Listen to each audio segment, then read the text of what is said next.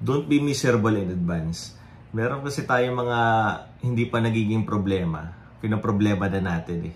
Halimbawa, itong mga current events, may mga world news. Nag-aalala tayo, baka may World War III, meron mga economic crisis. Alam mo, may mga political agendas, may mga taong nakaupo sa posisyon na ayaw mo. Ito yung mga bagay na hindi mo kontrolado eh. Ito yung mga bagay na hindi pa nangyayari. Hindi natin alam kung may mangyayari ba o hindi. May nuclear war or another pandemic or earthquake, storms, alam mo na yung typhoons, hurricanes. Ito yung mga bagay na hindi natin kontrolado, mahirap maiwasan. Pwede mag-prepare, pero hindi natin to pwedeng na i-hinder tayo sa progress eh. Ibig sabihin, may mga bagay na pwede mo siyang malaman pero hindi mo magagawa ng paraan totally.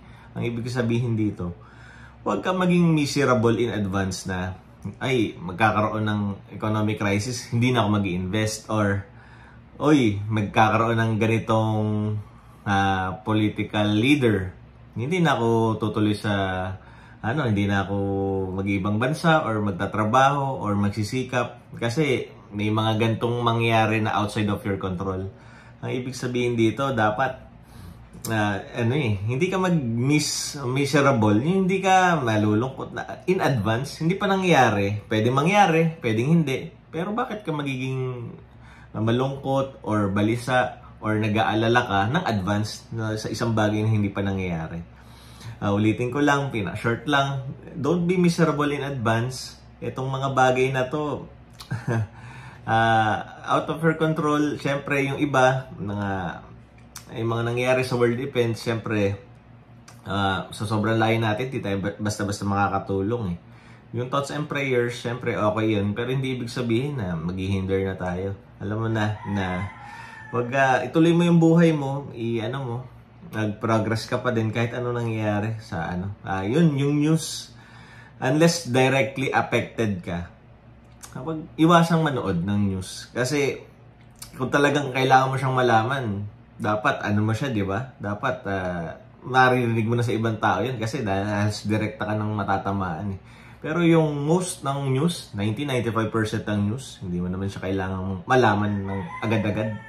Nakakahinder siya sa alam mo na, sa progress natin, sa thinking natin. Kasi pag nakikinig tayo, may news sa umaga, may news sa tanghali, may news sa gabi, may news sa madaling araw. Yung mga news kasi, alam mo yun, syempre ang trabaho nila ganun. Pero hindi mo kailangang makinig ng news every day, every other hour, no? Kahit primetime news, hindi naman eh. Unless talagang directly affected ka, manood ka ng news. Marami tayong mission na dapat gawin. May mga tasks na kailangan gawin, basahin. Doon tayo mag-focus.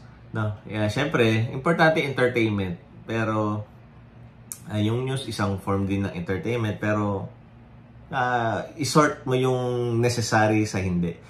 Alam mo yun kasi limited lang ang time natin. Syempre, limited lang din magagawa natin. Isort natin lahat ng lahat ng pwede nating gawin.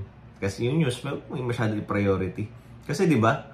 After 10 years, 20 years, 30 years, lahat naman halos 90-95% ng news baliwala na, hindi naman na importante. Talagang may mariretain lang na konti lang. Yung talagang significant lang. Tapos just yung talagang direct affected ka, yun makaka-apekto sa'yo. So, lessen news, lessen the noise na sa paligid mo. Huwag ka maging miserable in advance. Gawin mo pa rin yung dapat, kahit na yung nag-aalala ka or yung outdated ba yung course mo, mag-aaral ka pa din. Yung trabaho mo, alam mo yun, magkaka-economic crisis ba, o uwi ka ba, magka-pandemic ba, mag-apply ka pa rin. Alam mo yun, magkaka-World War III ba, o magkaka-typhoon ba, mag-aaral ka pa, magtrabaho ka pa din. Sa school, lalaki ba tuition, mag-aaral ka pa din. Don't be miserable in advance. Yun yung pinaka-point ng video. So, thank you mga ka-story.